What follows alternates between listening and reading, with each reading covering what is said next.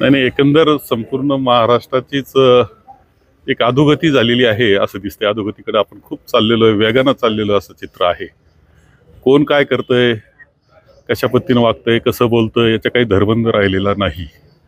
मोठ्या माणसाची इज्जत घेणं याच्यात मोठेपणा झालेला आहे आणि चांगल्या चांगल्या व्यक्तिमत्वाच्या, वडीलधाऱ्या व्यक्तिमत्वाच्या सहजपणे कुणीतरी टार्गेट असलेल्या अशा पद्धतीचं व्यक्तिमत्व त्यांची इज्जत घेत असताना दिसते.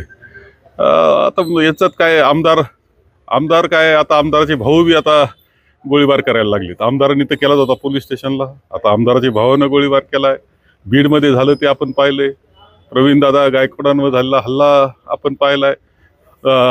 कॅन्टीनमधल्या कर्मचाऱ्याला आमदार मारतो हे पाहिलं. लहान माणूस कर्मचारी त्याला मारहाण करण्यात आली. सभागृहामध्ये, विधानसभेमध्ये गुंड घुसतायत आणि दादागिरी करतायत. काय नाही ते आता दुर्दैवानं पाहण्याची वेळ महाराष्ट्रातल्या जनतेला आलेली आहे.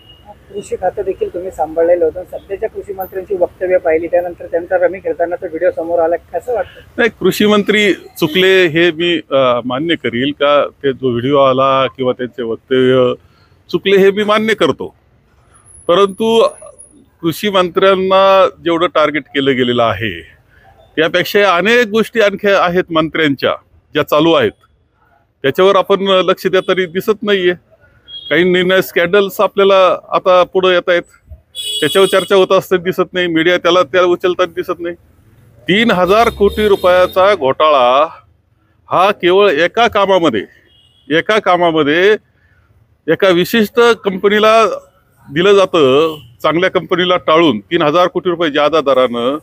सुप्रीम कोर्ट म्हणतं तुम्हाला हे रद्द करायचं का नाही, का आम्ही रद्द करू, त्यानंतर रद्द होतं. याच्यावर किती आपण लक्ष दिलंय?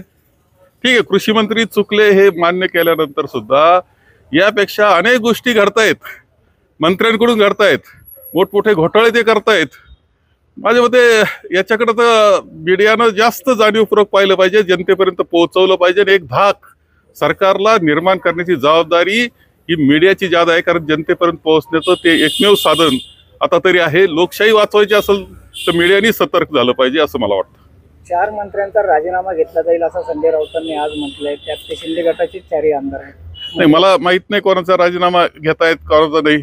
म्हणजे आज मीडियामध्ये आलं त्याचा राजीनामा तुम्ही घ्याल, पण मीडियामध्ये न आलेले आणि अनेक उद्योग चाललेले त्यांचं काय करणार तुम्ही? त्यांना रोखणार का नाही? माननीय मुख्यमंत्र्यांची जबाबदारी आहे, माननीय दोन्ही उपमुख्यमंत्र्यांची जबाबदारी आहे की ज्या पद्धतीनं हे सरकार चाललेलं आहे, ज्या पद्धतीने विधिमंडळात गोंधळ घातला जातो आहे, मोठ्या माणसांची बेइज्जत करण्याचा प्रयत्न चाललेला आहे, वाईट वक्तव्य केले जात आहेत आणि त्यांना तुम्ही रोखत नाही. याचा अर्थ तुम्ही त्यांना मुभा दिली काय? ही सगळी महाराष्ट्र संस्कृतीला लाजिरवाणी गोष्ट या राज्यामध्ये घडत आहे. ही वस्तुस्थिती आहे.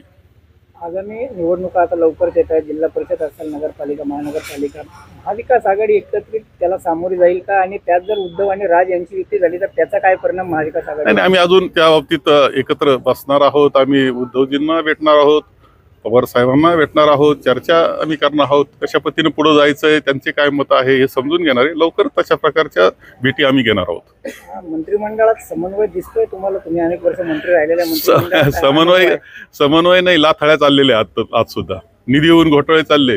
नगर विकासचा निधी आता इथून पुढच्या कालखंडामध्ये पूर्णपणे मुख्यमंत्र्यांनी ताब्यात घेतलेलं अशा प्रकारचं पद आता आम्हाला पाहण्यास मिळतं आहे. याचा अर्थ अविश्वास हा एकमेकावर आहे.